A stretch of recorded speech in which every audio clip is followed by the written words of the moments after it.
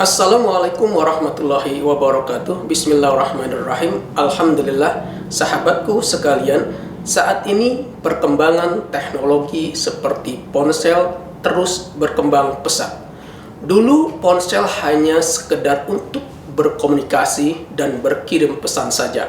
Akan tetapi saat ini ponsel sudah begitu canggih dan tanpa disadari ponsel sudah menjadi kebutuhan karena telah banyak membantu dan memudahkan masyarakat dalam melakukan aktivitas sehari-hari, seperti untuk mencari dan berbagi informasi, melakukan transaksi, merekam, memotret atau berfoto, menyimpan data sebagai sarana hiburan, hingga sebagai sarana untuk melakukan pekerjaan dan melakukan pembelajaran.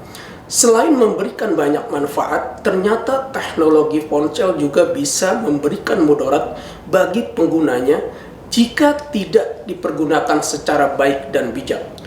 Penggunaan atau pemanfaatan teknologi ponsel yang salah justru akan berakibat merugikan diri sendiri, merugikan orang lain, dan tidak jarang berujung pada kasus pidana. Salah satu penggunaan dan pemanfaatan ponsel yang salah adalah menggunakan ponsel untuk melakukan perekaman dan atau pengambilan gambar atau tangkapan layar yang bermuatan seksual atau memuat aktivitas seks yang melibatkan organ tubuh baik fisik maupun non-fisik. Contohnya merekam dan atau mengambil gambar atau tangkapan layar terhadap dua pasangan remaja yang sedang berciuman atau sedang melakukan aktivitas seksual lain, baik yang dilakukan di tempat umum maupun di tempat tertutup. Berdasarkan Undang-Undang Nomor 12 Tahun 2022 tentang Tindak Pidana Kekerasan Seksual, pada pasal 14 ayat 1, setiap orang yang tanpa hak pada huruf A melakukan perekaman dan atau mengambil gambar atau tangkapan layar yang bermuatan seksual di luar kehendak atau tanpa persetujuan orang yang menjadi objek perekaman atau gambar atau tangkapan layar dipidana karena melakukan kekerasan seksual berbasis elektronik dengan pidana penjara paling lama 4 tahun dan atau denda paling banyak 200 juta rupiah. Jika perekaman atau pengambilan gambar atau tangkapan layar yang bermuatan seksual tersebut dilakukan dengan maksud untuk melakukan pemerasan atau pengancaman, memaksa atau menyesatkan dan atau memperdaya seseorang supaya melakukan, membiarkan dilakukan, atau tidak melakukan sesuatu, pelaku dipidana dengan pidana penjara paling lama 6 tahun dan atau denda paling banyak 300 juta rupiah.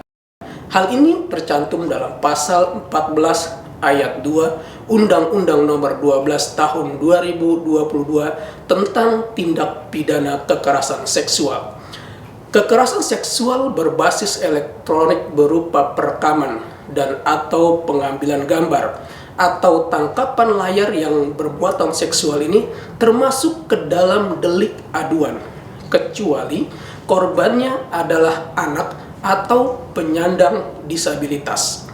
Delik atau perbuatan pidana atau tindak pidana merupakan perbuatan yang dapat dikenakan hukuman karena pelanggaran atas undang-undang. Sedangkan aduan adalah perihal atau perkara yang diadukan. Jadi delik aduan merupakan delik yang hanya bisa diproses apabila ada pengaduan atau laporan dari orang yang menjadi korban tindak pidana. Jadi yang mengadu atau melapor yaitu orang yang menjadi korban dari tindak pidana perekaman dan atau pengambilan gambar atau tangkapan layar yang bermuatan seksual yang akibat dari perbuatan tersebut telah merugikan dirinya. Akan tetapi jika korban perekaman dan atau pengambilan gambar atau tangkapan layar adalah seorang anak atau seorang penyandang disabilitas, maka delik aduan tidak berlaku. Artinya tanpa adanya aduan dari korban, pelaku tetap diproses hukum. Selain itu, sanksi bagi pelaku perekaman atau pengambilan gambar atau tangkapan layar yang bermuatan kekerasan seksual yang dilakukan terhadap anak, dilakukan terhadap penyandang disabilitas, maka sanksi bagi pelakunya ditambah menjadi sepertiga. Sahabatku sekalian, sebelum disahkannya Undang-Undang Nomor 12 Tahun 2022 tentang tindak pidana kekerasan seksual, pada dasarnya melakukan perekaman atau pengambilan gambar atau tangkapan layar yang bermuatan seksual sudah diatur dalam Undang-Undang Nomor 44 Tahun 2008 tentang pornografi. Pada pasal 4 ayat 1 dikatakan, setiap orang dilarang memproduksi, membuat, memperbanyak, menggandakan, menyebarluaskan, menyiarkan, mengimpor, mengekspor, menawarkan, memperjualbelikan, menyewakan, atau menyediakan pornografi yang secara eksplisit memuat persenggamaan, termasuk persenggamaan yang menyimpang, kekerasan seksual, masturbasi atau onani, ketelanjangan atau tampilan yang mengesankan ketelanjangan, alat kelamin, atau pornografi anak. Sanksinya terdapat pada pasal 29, yaitu pidana penjara paling singkat 6 bulan dan paling lama 12 tahun dan atau denda paling sedikit 250 juta rupiah dan paling banyak 6 miliar rupiah. Sahabatku sekalian, demikian tentang pidana bagi pelaku yang melakukan perekaman dan atau pengambilan gambar atau tangkapan layar yang bermuatan seksual. Semoga bermanfaat. Wassalamualaikum warahmatullahi wabarakatuh. Salam penyuluh hukum.